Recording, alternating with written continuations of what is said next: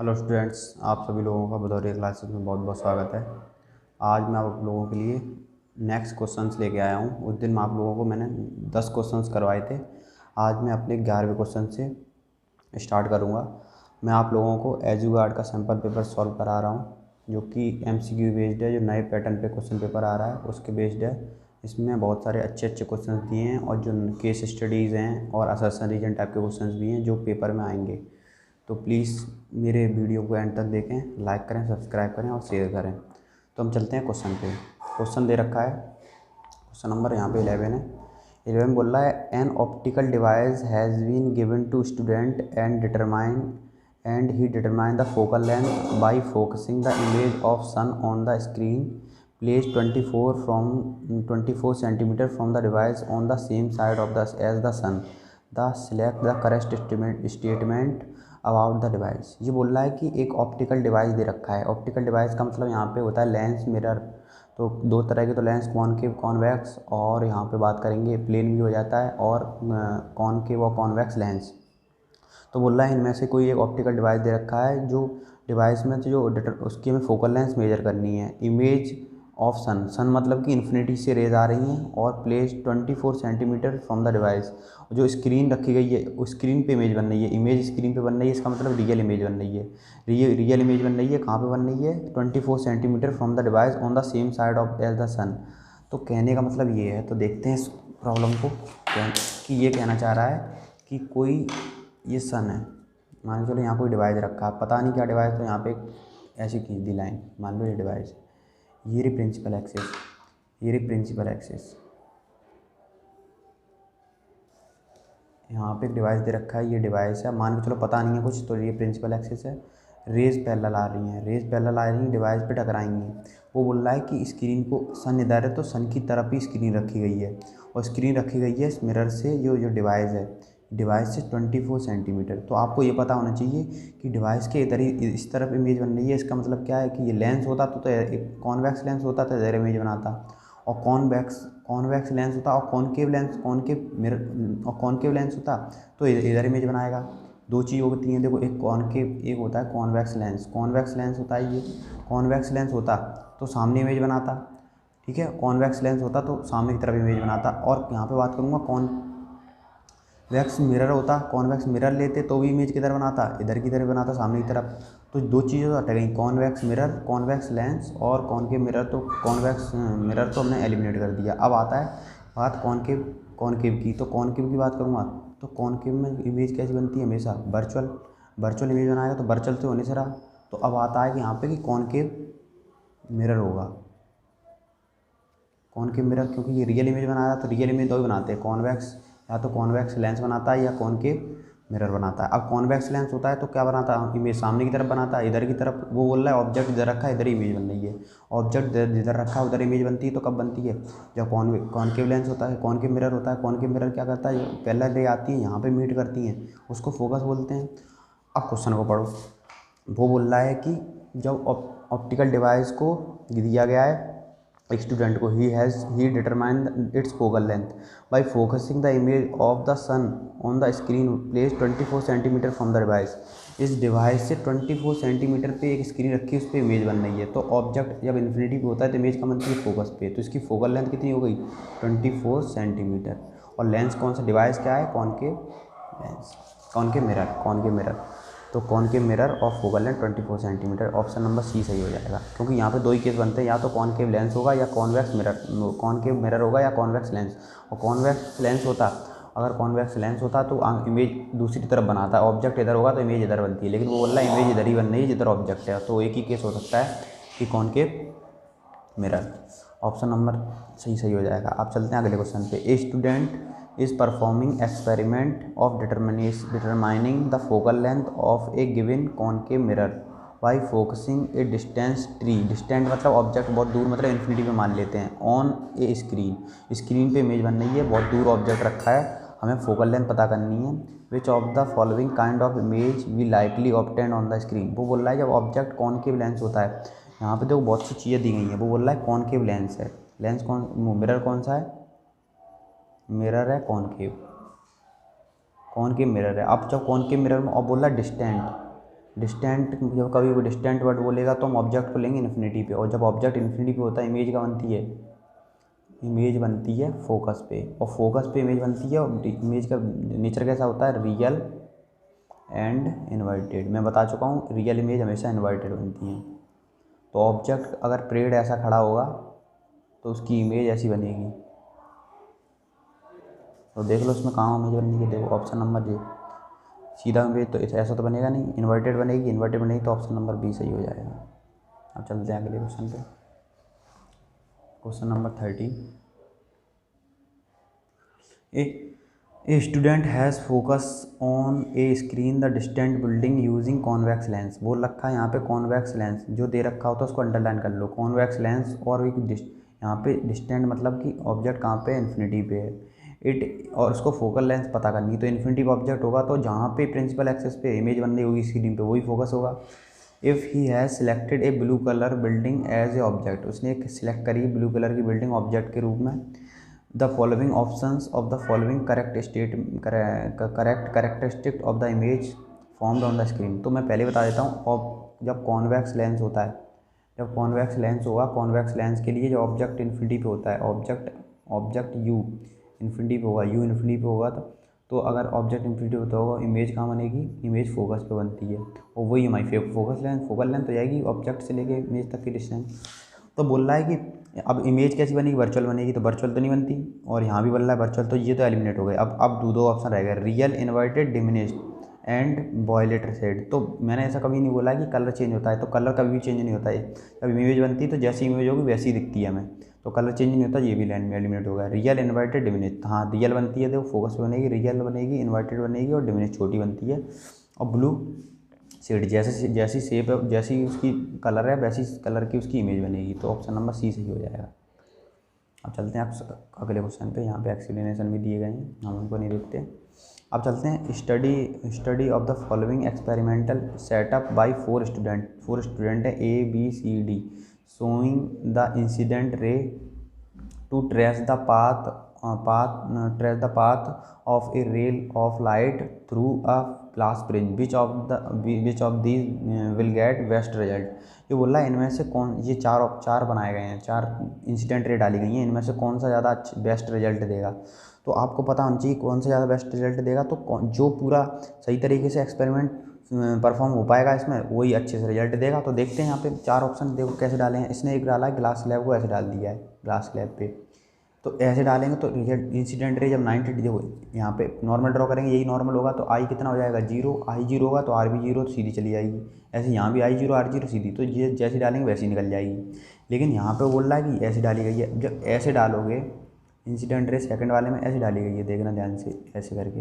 अब ऐसे डालोगे तो ऑब्जेक्ट इंसिडेंट रे जब ऐसे जाएगी तो ऐसे चली जाएगी हल्की सी, और देखो इसी फेस से वापस आ गई, तो यहाँ पे सही से इमेज पूरी क्या नहीं हो पाया, अंदर बाहर निकल ही नहीं पाई, सेकंड फेस से निकल ही नहीं पाई, ये दूसरे वाले फेस, ये परपेंडिकुलर वाले फेस से निकल गई।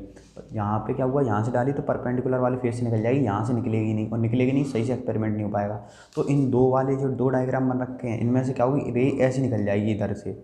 लेकिन ये वाला डायग्राम है, इसमें अच्छे से देखो रे ऐसे आएगी, ऐसे जाएगी, फिर ऐसे टकरा के इसके पैरेलल निकलेगी। तो यहाँ पे जो ऑप्शन नंबर डी हो जाएगा, जी वाला ऑप्शन नंबर डी बहुत सही होगा। इसमें अच्छे से जो हमारा वो होगा रिजल्ट कौन अच्छे से देगा, यहाँ पे सबसे अच्छा रिजल्ट देगा डी वाला। अब आप चलते हैं क्वेश्चन नंबर नेक्स्ट पे। नेक्स्ट क्वेश्चन बोल रहा है हमारा कि यहाँ पे एक दे रखा है the focal length of concave mirror is following experimental setup. यहाँ पे क्या हमें फोकल लेंथ निकालनी है उसकी मिरर की। प्लेन मिरर दे रखा है यहाँ पे, नहीं कॉनकेव मिरर दे रखा है, कॉनकेव मिरर ये रहा क्वेश्चन, कॉनकेव मिरर दे रखा है। यहाँ पे हमें इस कॉनकेव मिरर की फोकल लेंथ निकालनी है। तो कॉनकेव जी देखो पैरेलल रे आ रही है, पैरेलल रे कहाँ से आती है, हमेशा पैरेलल रे हमेशा आती है इन्फिनिटी से, और पैरेलल रे आफ्टर रिफ्रैक्शन यहाँ पे मीट करेंगी, वो क्या होता है फोकल लेंथ। तो ये हमारा हो गया फोकल लेंथ। अब फोकल लेंथ होती क्या है, यहाँ से जैसे का मान के चलो ये मिरर है, मिरर से हमेशा मिरर पे ये होता है पोल से सारी डिस्टेंस मेजर करते हैं। तो ऐसे ही इसकी बात करूँगा तो यहाँ पे पोल होगा, पोल कहाँ पे दे रखा है, अब देखो यहाँ पे कैलिब्रेशन किस तरीके से दे रखे हैं, इसको ध्यान से देखो। कैलिब्रेशन क्या है, 6 और 5 के बीच में 5, 6 और 7 के बीच में, हर एक के बीच में 5-5 कैलिब्रेशन है, मतलब एक कैलिब्रेशन 2 के बराबर है। अब देखो यहाँ से अगर मैं यहाँ की बात करूँगा, यहाँ पे और मिरर की बात करूँगा तो मिरर कहाँ पर रखा है 13, मतलब 12 पॉइंट, यहाँ से बात करूँगा 13.2, यहाँ पे बात करूँगा 12.8 पे रखा है। यहाँ पे मिरर रखा है 12.8 पे, तो मिरर दे रखा है यहाँ पे 12.8 पे, सेंटीमीटर मीटर जो भी यूनिट दे रखी हो, हाँ 12.8 सेंटीमीटर दे रखा है। और ये जो ऑब्जेक्ट की इमेज बन रही है वो क्या कहाँ पे रखा है 6.2 पे दे रखा है, तो 6.2 पे दे रखा है। अब यहाँ पे क्या होता है, ये मिरर है और ये क्या है इमेज बन रही है, तो इनकी इमेज और मिरर से लेके मिरर इमेज तक की दूरी, तो यहाँ से मैं क्या करूँगा, देखो यहाँ से लेके यहाँ तक माइनस कर दूँगा तो ये बीच की दूरी आ जाएगी। यहाँ से लेके यहाँ तक की ये क्या है, ये ऑब्जेक्ट इमेज बन रही है और यहाँ से ऑब्जेक्ट है, तो इसको इसमें से ये घटा दूँगा तो ये आ जाएगा, मुझे ये वाली डिस्टेंस मिल जाएगी।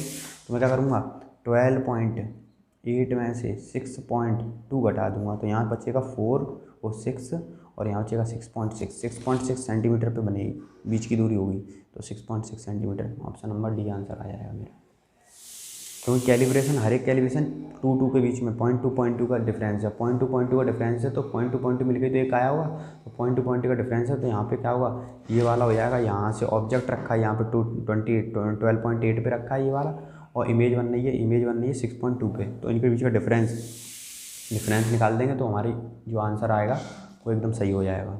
अब हम चलते हैं अगले क्वेश्चन पे। अगला क्वेश्चन बोल रहा है कि 3 student A B C focus a distant building मतलब ऑब्जेक्ट कहाँ रखे हैं, इन्फिनिटी पे रखे हैं, on screen with the help of concave mirror से 3 ऑब्जेक्ट ने स्टूडेंट ने एक्सपेरिमेंट करा है और कॉनकेव मिरर पे एक्सपेरिमेंट कर रहे हैं।